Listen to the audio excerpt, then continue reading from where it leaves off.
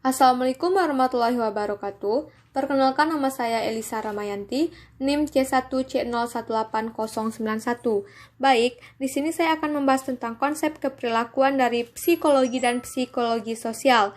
Yang pertama yang akan saya bahas itu adalah sikap. Sikap adalah suatu hal yang mempelajari mengenai seluruh tendensi tindakan, baik yang menguntungkan maupun yang kurang menguntungkan, tujuan manusia, objek, gagasan, atau situasi. Istilah objek dalam sikap digunakan untuk memasukkan semua objek yang mengarah pada reaksi seseorang. Penting untuk dicatat bahwa definisi sikap adalah suatu tendensi atau kecenderungan dalam menjawab atau merespon, dan bukan dalam menanggapi dirinya sendiri. Selanjutnya itu ada komponen sikap. Komponen sikap ini dibagi menjadi dua. Yang pertama itu komponen teori, yang terdiri dari gagasan, persepsi, dan kepercayaan seseorang mengenai penolakan sikap. Yang kedua itu ada komponen emosional atau efektif, yaitu mengacu pada perasaan seseorang yang mengarah pada objek sikap. Selanjutnya itu ada fungsi sikap. Fungsi sikap itu memiliki 4 fungsi utama. Yang pertama itu pemahaman, kebutuhan atau kepuasan, defensif ego, dan ungkapan nilai. Pemahaman atau pengetahuan berfungsi untuk membantu seseorang dalam memberikan maksud atau memahami situasi atau peristiwa baru.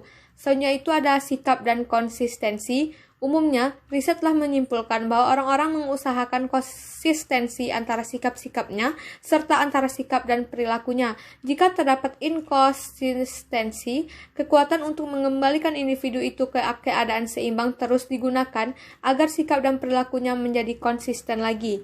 Selanjutnya itu ada formasi sikap dan perubahan. Formasi sikap mengacu pada pengembangan suatu sikap yang mengarah pada suatu objek yang tidak ada sebelumnya, sedangkan perubahan sikap pada substitusi sikap baru untuk seseorang yang telah ditangani sebelumnya. Sikap dibentuk berdasarkan karakter faktor psikologis, faktor pribadi, dan faktor sosial. Selanjutnya itu ada beberapa teori terkait dengan sikap. Yang pertama itu ada teori perubahan sikap. Yang kedua itu ada teori pertimbangan sosial. Yang ketiga itu ada konsistensi dan teori perselisihan. Yang keempat itu ada teori disonansi kognitif. Yang kelima itu ada teori persepsi diri. Yang keenam itu ada teori motivasi dan aplikasinya. Selanjutnya itu ada teori motivasi awal, teori kebutuhan dan kepuasan, teori prestasi, teori motivasi, teori keadilan, dan teori ERG.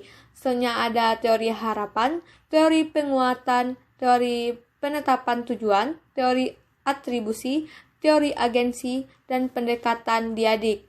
Selanjutnya itu ada persepsi. Persepsi adalah bagaimana orang-orang melihat atau menginterpretasikan peristiwa serta objek manusia. Orang-orang bertindak atas dasar persepsi mereka dengan mengabaikan apakah itu persepsi itu mencerminkan kenyataan yang sebenarnya.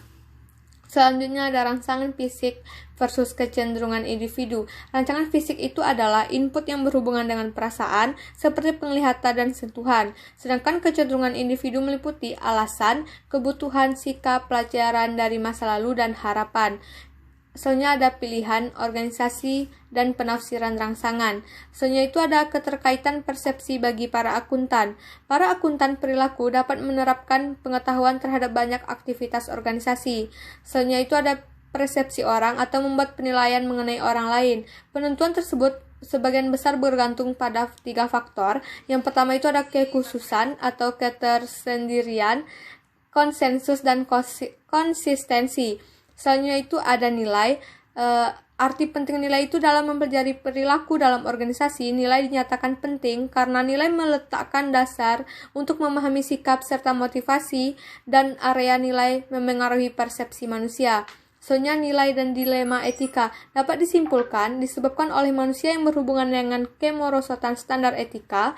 Dengan diketahuinya fakta ini, maka nilai-nilai dari profesi akuntan hendaknya mempunyai kaitan yang berarti pada seluruh iklim etika di dalam organisasi. Selanjutnya itu ada kepribadian. Kepribadian itu sendiri adalah intisari dari perbedaan individu. Kepribadian cenderung bersifat konsisten dan kronis. Oke, baik, hanya itu yang dapat saya sampaikan. Terima kasih atas perhatiannya. Akhir kata saya tutup dengan wabillahi taufiq wal hidayah. Wassalamualaikum warahmatullahi wabarakatuh.